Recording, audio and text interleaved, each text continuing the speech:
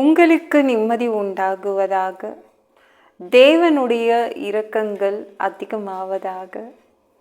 தேவன் என்ன சொல்கிறாங்கன்னா, சங்கீதம் 4:8, சமாதானத்தோடு படுத்து கொண்டு நித்திரை செய்வேன், நீர் ஒருவரே என்னை சுகமாய் தங்க பண்ணுகிறீர். இந்த வசனத்தை, இந்த சங்கீதத்தை எழுதினவங்க சொல்கிறாங்க, நான் நிம்மதியாக தூங்குறேன், சூப்பராக தூங்குறேன். ஏன்னா தேவன் என்னை நல்லா சுகமாக தங்க வச்சுருக்கார், சந்தோஷமாக இருக்கேன், சுகமாக இருக்கேன், அதனால் எனக்கு நல்லா தூக்கம் வருது, நான் நிம்மதியாக இருக்கேன் அப்படின்னு இந்த சங்கீதத்தை எழுதினவங்க சொல்கிறாங்க. என்னங்க, ஐயோ என் நிம்மதியே போச்சுங்க, இந்த பிரச்சனை வந்ததுலேருந்து என் நிம்மதி போச்சு, என் தூக்கம் போச்சு, இந்த விஷயம் கேள்விப்பட்டதுலேருந்து நான் தூங்கவே இல்லை. எத்தனை பேர் அப்படி சொல்கிறீங்க? ஆனால் தேவன் ஒருவரால் நீர் ஒருவரே என்னை சுகமாய் தங்க பண்ணுகிறீர். நம்ம தேவன் இருக்காங்கள்ல, அவர் உங்களை சுகமாக வச்சுக்க முடியும். அவரால் உங்களை சுகமாய் வச்சுக்க முடியும். அவரால் உங்களை நிம்மதியாக வச்சுக்க முடியும். அவரால் உங்களை நிம்மதியாக ஒரு நல்ல தூக்கத்தை கொடுக்க முடியும். சரிங்களா? தூக்கமே வரல, தூங்க முடியல, இந்த பிரச்சனைகள், இந்த வியாதிகள் என்ன தூங்கவில்லைன்னு கவலைப்படுறீங்களா? அதே இருக்கார். அவர் ஒருவரே உங்களை சுகமாய் வச்சிக்க முடியும். சரிங்களா? என்ன நடக்கும், என்ன ஆகும் அப்படி நினச்சியே நீங்கள் தூங்க முடியல, நிம்மதி போகுது. தேவன் உங்களை சுகமாக தங்க பண்ணுவார். சரிங்களா? என் பிள்ளை நிம்மதியாக வாழணும், நிம்மதியாக தூங்கணும், நிம்மதியாக சாப்பிட்ணும், அப்படி தான் தேவன் நினைக்கிறது. அதனால்தான் உங்களுக்காக அவர் உங்களை சுகமாக வச்சிக்கணும் அப்படின்னு அவர் விரும்புகிறாரு. சரிங்களா? அவருடைய பிள்ளைங்க தானே, அவருடைய பொண்ணு, அவருடைய பையன். கரெக்டா? ஒரு டாக்டரால் செய்ய முடியாததை, ஒரு டேப்லெட்டால் செய்ய முடியாததை, ஒரு கோர்ட்டால் செய்ய முடியாததை, ஒரு அட்வொகேட்டால் செய்ய முடியாததை தேவன் உங்களுக்காக ரெடி பண்ணி தராரு. எதுக்காகனா, நீங்கள் நிம்மதியாக இருக்கணும். உங்களுக்கு அவர் என்ன செய்யணும்னு எதிர்பார்க்குறீங்க, தேவன் அதான் கேட்குறாங்க. நீங்கள் என்ன எதிர்பார்க்குறீங்க தேவன்கிட்ட, அதை செய்து கொடுக்குறாரு. எதற்கு? நீங்கள் நிம்மதியாக தூங்கணும், நிம்மதியாக சாப்பிட்ணும், நிம்மதியாக வாழணும். சரிங்களா? அதற்காக தான் அவர் செய்து கொடுக்குறாரு. கவலைப்படாதீங்க, எல்லாம் சரியாயிடும், எல்லாம் உங்களுக்காக அவர் செய்து தந்துடுவார். சரிங்களா? கவலையே படாதீங்க. இப்போ நம்ம ரூத் இருக்காங்களே, அவங்களுக்கு கூட ஒரு நாள் ஒரு கவலை வந்துச்சு. இந்த போவாஸ் என்ன கல்யாணம் பண்ணிப்பானுங்களா, இந்த போவாஸ் என்ன கல்யாணம் பண்ணிப்பாங்களா மாட்டாங்களா? நகோமி கிட்ட நான் போவாஸ் கிட்டே போய் சொல்லிட்டேன், நான் உங்களை கல்யாணம் பண்ணிப்பேன்னு சொல்லிட்டேன். ஆனால் போவாஸ் அதுக்கு டைம் கேட்குறாங்க. இந்த போவாஸ் என்ன கல்யாணம் பண்ணிப்பாங்களா அப்படின்னு அவ அதை போய் சொல்கிறா, தன்னுடைய மாமியார்கிட்ட போய் சொல்கிறா. அந்த கல்யாணம் நடக்குமா அப்படின்னு ரூத்துக்கு ஒரு டவுட் வந்துருச்சு. உடனே நம்ம நகோமி சொல்கிறாங்க பாருங்களேன், ரூத்து 3:18, அப்பொழுது அவள், என் மகளே, இந்த காரியம் என்னமாய் முடியும் என்று நீ அறியும் மட்டும் பொறுத்திரு. அந்த மனுஷன் இன்றைக்கு இந்த காரியத்தை முடிக்கும் முன் இளைப்பாற மாட்டான்.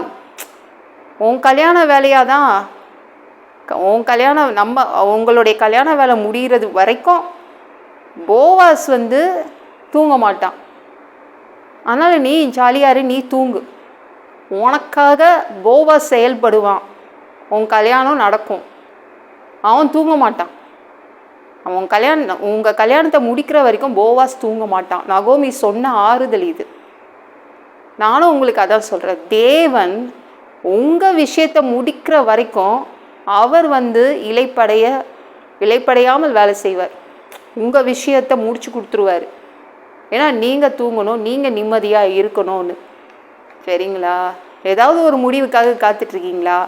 இது நடக்குமா, பயமாக இருக்கே, நல்லபடியாக நடக்கும். சரிங்களா? தேவன் உங்களுக்காக செயல்படுவார், அதனால் நல்லபடியாக நடக்கும்.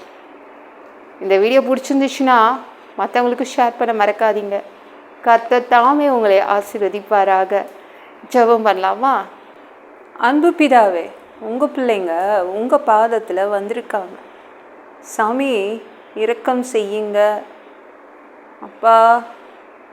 உங்கள் பிள்ளைங்க நிம்மதியாக இருக்கணும். அவங்க சந்தோஷம் போச்சு, நிம்மதி போச்சுன்னு நினைக்கிறாங்க. அதெல்லாம் நீங்கள் திருப்பி கொடுத்துருவீங்க. உங்கள் பிள்ளைங்களுக்காக நீங்கள் செயல்படுவீங்க. உங்கள் பிள்ளைங்க நிம்மதியாக இருக்கணுன்னுக்காக நீங்கள் எல்லாமே செய்து கொடுத்துருவீங்க. சுகமாய் தங்கியிருக்க பண்ண போகிறீங்க. நன்றி. எல்லா பொல்லாத பிசாசுகள், ஏவல்கள், மந்திரங்கள், தற்கொலை ஆவிகள், பயத்தின் ஆவிகள், பலவீனப்படுத்துகின்ற ஆவிகள் எல்லாம் இயேசு என்ற பெயரினை கொண்டு துரத்துகிறேன். ஓடிப்போ. உங்கள் பிள்ளைங்களை இரத்த கோட்டைக்குள் மறைச்சிக்கோங்க. பரிசுத்த ஆவியால் நிரப்புங்க. ஞான ஸ்நானம் எடுக்கணும். ரட்சிப்பீராக பா. இயேசுவின் காயப்பட்ட தழும்புகளால் எல்லா வியாதிகளும், எல்லா பலவீனங்களும், கேன்சர் போன்ற வியாதிகளும் சரியாகுவதாக. மரணப்படுக்கைகள், பரம்பரை வியாதிகள் எல்லாம் சரியாகுவதாகப்பா. பா. சாபங்கள், எல்லா சாபங்களும் நீங்கள் தயவு செய்து நீக்கி போடுங்கப்பா. முன்னோர்கள் செய்த பாவம் உங்கள் பிள்ளைங்களை தொடரக்கூடாதுப்பா. எல்லா சாபங்களையும் நீங்கள் நீக்கி போடுங்க பா. மனிதனாக பிறந்தா ஜீவ புஸ்தகத்தில் பேர் இருக்கணும். இல்லைன்னா அந்த மனிதனை பிடிச்சி நீங்கள் நரகத்தில் தள்ளிடுவீங்கப்பா. பா, எப்படிப்பா அந்த நரகத்தில் போய் வாழ்கிறது? தீ எறிகிற இடத்துல எப்படி வாழ்கிறது? நாங்கள் பரலோகத்துக்கு வரதான் ஆசைப்படுறோம். எங்களை அடித்து உதச்சி திருத்தி அங்கேயே அனுப்பிடுங்கப்பா. கழுவப்படாத பாவங்கள் இருந்தால் அதை உங்கள் திரு ரத்தத்தை கொண்டு கழுவி எங்களை அங்கேயே அனுப்பிடுங்கப்பா. ப்ளீஸ்ப்பா, பரலோகத்துக்கே அனுப்பிடுங்க. சாமி உமக்கு நன்றி. எந்த ஒரு இமை பொழுது நீங்கள் வருவீங்கன்னு காத்துட்ருக்கோம்ப்பா. அந்த ஒரு இமை பொழுது சாமி உங்களுக்கு ஒப்பான ஒரு உடம்பு எங்களுக்கு கொடுக்கப்படும். அதை பெற்றுக்கொண்டு நாங்கள் மதிய வானத்தில் உங்களை சந்திக்க வருவோம். அந்த தருணத்தை நாங்கள் இழந்துடக்கூடாதுப்பா. ப்ளீஸ்ப்பா பசுத்தமாக வச்சுக்கோங்க. பசுத்தமாக வாழ்கிறது ஒரு மனிதனால் கூடாதுப்பா.